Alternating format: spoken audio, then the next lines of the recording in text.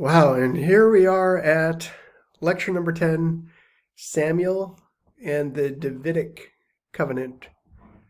We all probably need to have a big drink of coffee before we get going.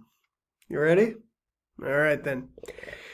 In the previous lecture, way back in Module 1, we briefly discussed genre in Hebrew narrative, genre, type of literature, right?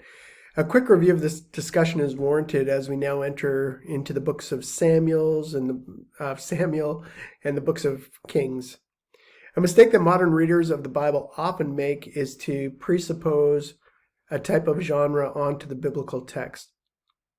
In other words, when reading the Bible in search of information, it's easy to count the Bible as almost like a textbook subservient to the type of information you're looking for.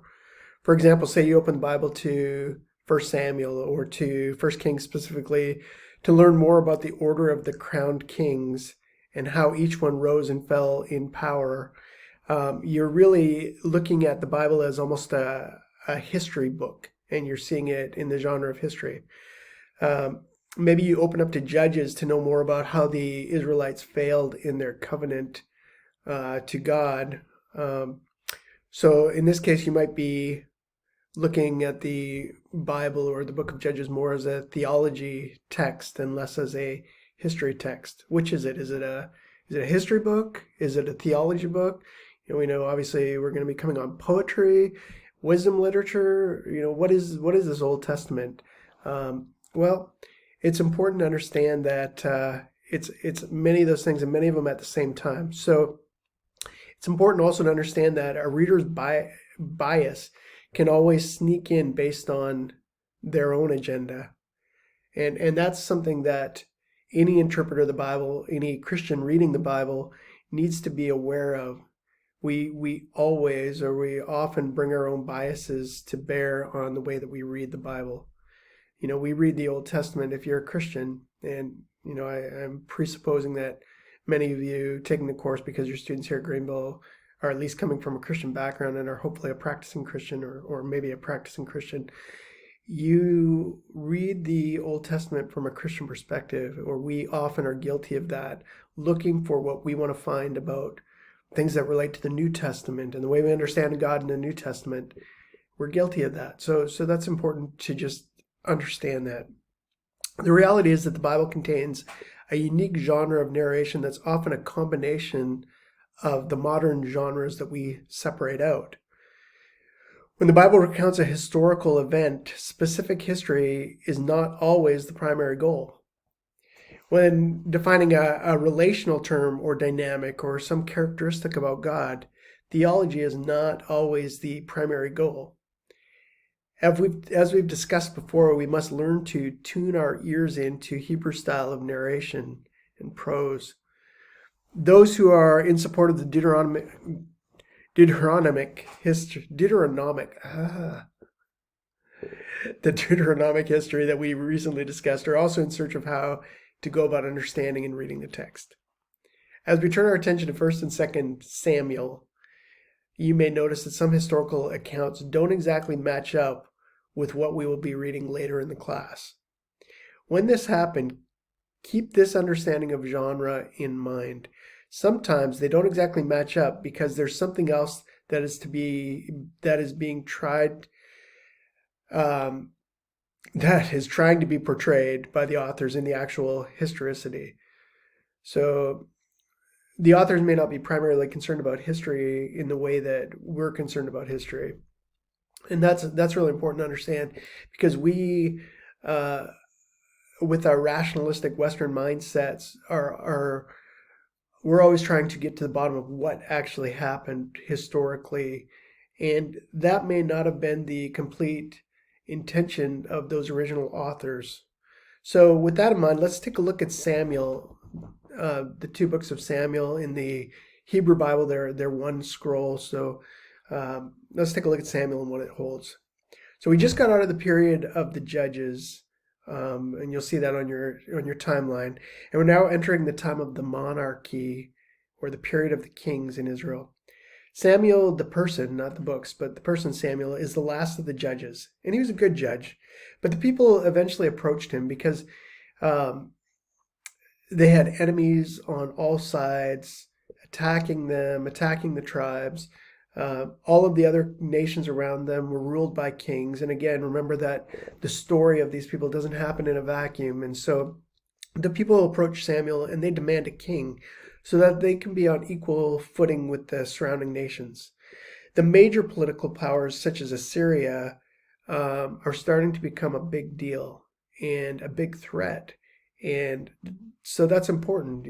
These folks are beginning to think about, how do we protect ourselves against some of these giant nations that are surrounding us? Samuel pushes back against the request for a king and says, Yahweh is our king. But eventually, actually, God speaks to Samuel in the book of Samuel and says, no, people are requesting a king. It's okay. Crown a king. So Samuel anoints Saul as the first king of Israel. Later on, David succeeds him as the second king. And a standard interpretation for the book of Samuel is often said to be the rise of Saul, the fall of Saul, the rise of David, the fall of David. But it's probably better to simply say the fall of Saul and the rise of David. Saul does not last very long as king, and even though he starts out well, his kingship ends up being kind of a disaster. I mean, where it really kind of falls off the charts are when the nation goes to war, as nations often do. They were to wait. The army was to wait until the priest came and made a sacrifice to Yahweh before they went into battle, and then Yahweh would bless them and give them victory. And Saul got impatient waiting for the priest to arrive, and so he took matters into his own hands, and he went ahead and did the sacrifice himself, which that's not what kings are supposed to do. The king is not a religious leader in a religious authority. The king is the political leader. And so for that reason, among numerous others, Saul loses the monarchy, and God raises up David to be the king. David and his family are extremely important to Israelite identity still today. So David gets a lot of coverage in the books of Samuel and the Chronicles as well. And they're really important. There are other kings that may have actually been more successful politically, militarily than David. But because David is so central, he gets the most space. This is not to suggest that David was a perfect or holistic king. In your assigned readings, if you have not already read these stories, you'll see that David often did wonderful, monumental things for the nation of Israel. He wrote psalms or songs worshiping God. He brought the Ark of the Covenant to Jerusalem and worshiped God. He often put God first in his life, but he was not perfect. A lot of the famous achievements of David are told in the book of Chronicles, and we're not going to be able to dive into that in this course. We just, again, don't have time to hit all the books. However, you should know that if David had been raised in a really conservative state like Texas, David would have gotten the electric chair. David seduced the wife of one of his soldiers, and she became pregnant because of this. And so David brought this soldier, one of his mighty men, an important soldier, Uriah the Hittite. He brought him back to Jerusalem, and he brought him back with the hopes that this soldier Uriah would go and sleep with his wife and then think that the baby that she was pregnant with would be his baby. But Uriah was a good man, and he was like, well, my buddies, all my friends are battling, and I shouldn't be back here having relations with my wife. This is just not right. So he just sleeps at the gate of the palace. And David finds this out, and he's like, oh no. So the second night, David keeps him there an extra day, and the second night he tries to get him drunk with the idea of sending him home to sleep with his wife, for the same reasons. And Uriah, once again, does not do it, sleeps at the gate. And so David doesn't know what to do. So what David decides to do is sends a letter with Uriah back to the commander Joab, and he tells him, put Uriah up on the front lines and where the battle is the hottest, and pull back the army suddenly. And he does that, and Uriah gets killed because of David's decision. David basically has Uriah murdered. So, while David was a good man in many ways, he obviously had clay feet at times. And actually, Psalm 51, if you want to look at that, is David repenting of his sin with Bathsheba. Samuel gives more of the R-rated account of David, and Chronicles gives more of a G-rated account of David. The question that we're going to be wrestling with this week in our discussion forum will highlight this dynamic. Is it possible to have a high regard for a biblical figure when they have clear faults? As you read on, as you think on how to answer this question, remember our discussion on Hebrew genre. As you read about Saul and David, actively think to yourself, why did he do that? Or what warranted that response or plan of action in this narrative?